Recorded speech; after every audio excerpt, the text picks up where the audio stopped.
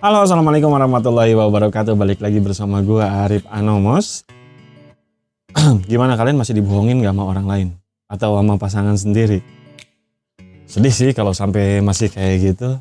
Pernahkah kalian terbersit dalam pikiran kalian punya alat detektor kebohongan yang bisa kalian pakai buat siapa aja?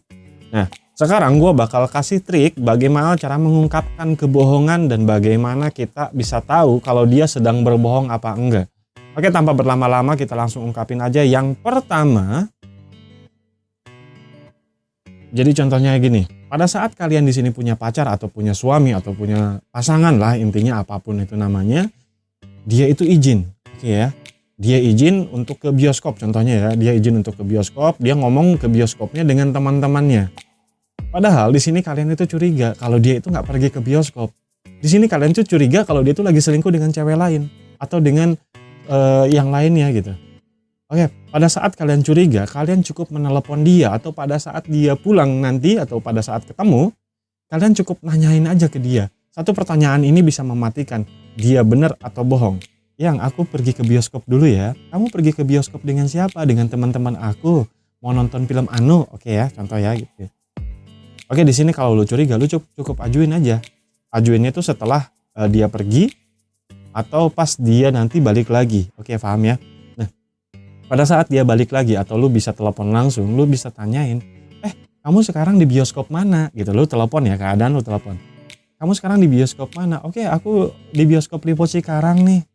Bukannya di bioskop Lipo Cikarang sekarang lagi ada kecelakaan ya? Di sana kan ada orang yang jatuh dari lantai 2. Sebetulnya itu pertanyaan yang bener-bener yang gak terjadi di sana. Oke ya, jadi lu hanya ngarang doang pertanyaan itu. Bukannya di bioskop atau di Lipo Cikarang itu lagi ada yang kecelakaan ya? Kalau seandainya dia bener di lokasi tersebut, dia bakal menyangkalnya tuh, apa-apaan sih, kagak ada apa-apa, buktinya gue lagi di bioskop Lipo Cikarang ini baik-baik aja. Dan lu cukup bisa, oh mungkin gue dapet infonya gak bener kali ya. Oke ya, gitu.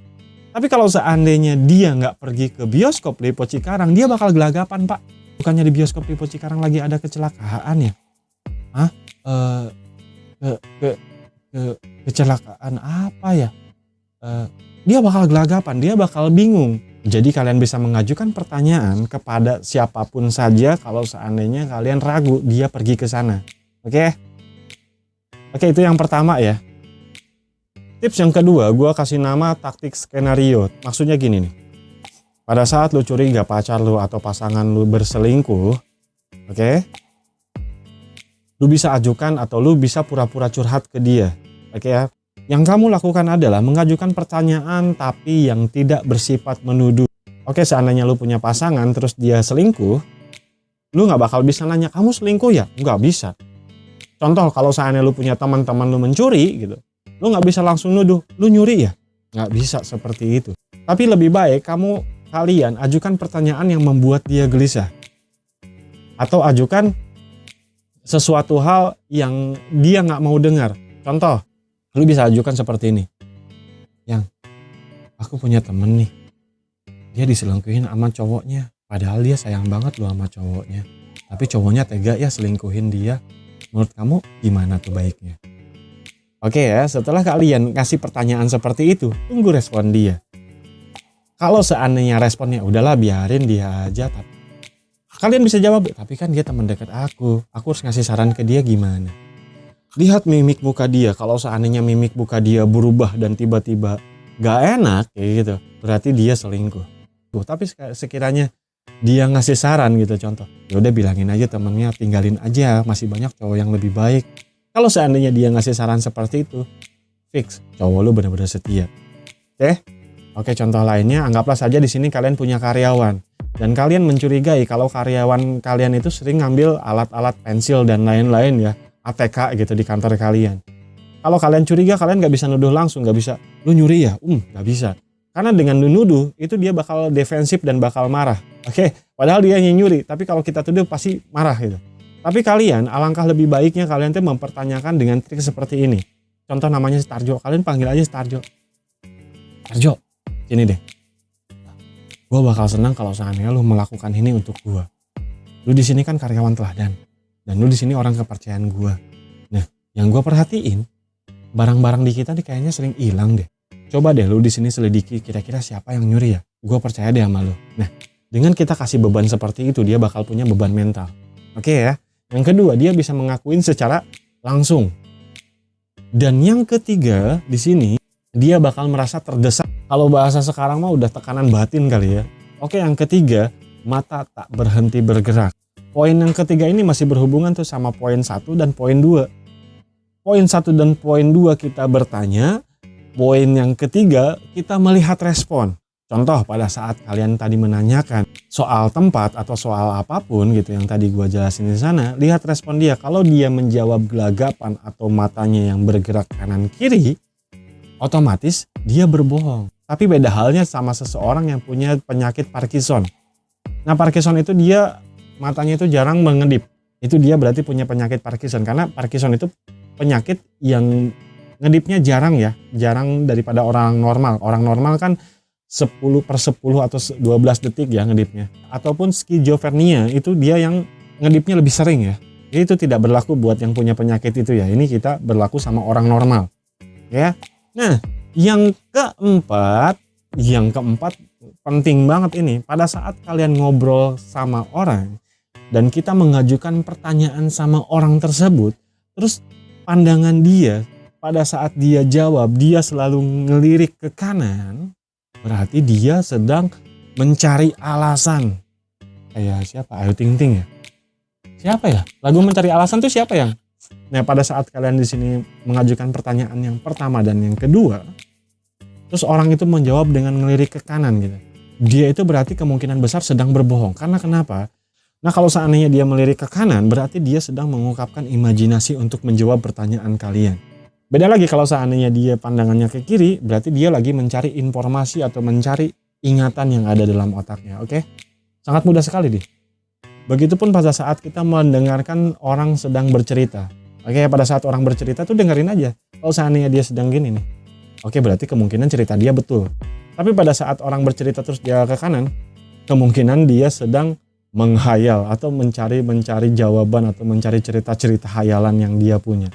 Oke, cukup jelas ya yang sini. Ini yang keempat nih. Tapi trik yang ini tidak berlaku bagi kidal, karena kidal ini berlaku sebaliknya ya. Trik yang kelima, senyum yang dibuat-buat. Oke, pada saat kita menanyakan pertanyaan satu yang kedua ataupun untuk apapun, kita bisa melihat dan kita bisa membedakan senyum itu tulus apa enggak. Pada saat senyum tulus itu ini bakal mengkerut apa nih? Nih, ini ikutan mengkerut nih. Bukan berarti karena gue udah tua jadi ikutan mengkerut semuanya, enggak. Tapi benar, pada saat kalian di sini melihat senyum tulus apa enggak itu kelihatan dari dahi sini. Tapi kalau seandainya dia berbohong atau gelisah pada saat kita mempertanyakan pertanyaan pertama dan kedua, ini tuh dia gini dan. Artinya dia itu senyum palsu ataupun senyum ini tuh senyum nyepelein sih sebetulnya. Lagu siapa senyum palsu yang? Oh, senyum kepalsuan. Lagu siapa itu? Yang nyanyi siapa? Oke, gak tahu lupa katanya. Bini gue ahli dangdut soalnya. Oke ya. Yang tadi yang kelima, berikutnya yang keenam. Wajah memerah berkeringat, menggigil bibirnya atau menarik napas dalam-dalam. Itu ciri-ciri orang sedang berbohong. Jadi di sini kalau kita mempertanyakan pertanyaan yang pertama atau kedua atau pertanyaan apapun, kita bisa melihat respon dia. Kalau seandainya dia wajahnya memerah, kalau yang putih ya gitu. Ataupun dia berkeringat secara berlebihan atau bibirnya menggigil, begitupun pada saat ditanyain dia. Itu tandanya dia sedang respon fight or flight. Oke ya, fight or flight. Dia bertahan atau terbang. Itu. Intinya dia itu memunculkan refleks paksa yang disebabkan oleh saraf simpatis. Oke ya. Jadi bisa kelihatan tuh. Jadi pada saat kita berbicara dengan orang lain, lihat aja dulu kalau seandainya bibir dia menggigil, kalau seandainya dia berkeringat berlebihan ataupun dia sering menarik napas, dia itu sedang gelisah ya. Atau sedang ada adrenalin untuk bertahan. Bisa dilihat dari ciri-ciri yang tadi gitu. Oke, di sini poin yang terakhir adalah gerak-gerik tubuh yang gelisah. Pada saat kalian mempertanyakan pertanyaan pertama dan yang kedua, Bisa dilihat tuh responnya, apakah dia gelisah apa enggak. Kalau sekiranya orang itu gelisah, berarti kemungkinan besar dia berbohong. Kalau seandainya kalian mengajukan pertanyaan kepada lawan bicara kalian, terus lawan bicara kalian gelisah atau nggak tenang, kemungkinan besar dia sedang berbohong. Ataupun dia sedang mules dan pingin boker. Hanya itu sih sebetulnya. Dia berbohong atau dia mules atau dia lagi sakit. Kan bisa jadi, kita harus positive thinking ya Pak ya. Nah oke, sekian dulu dari gua Arif Anomos. Mudah-mudahan apa yang gua sampaikan ini bermanfaat. Dan kita bisa basmi itu yang namanya kebohongan. Kesempurnaan hanya milik Allah. Assalamualaikum warahmatullahi wabarakatuh.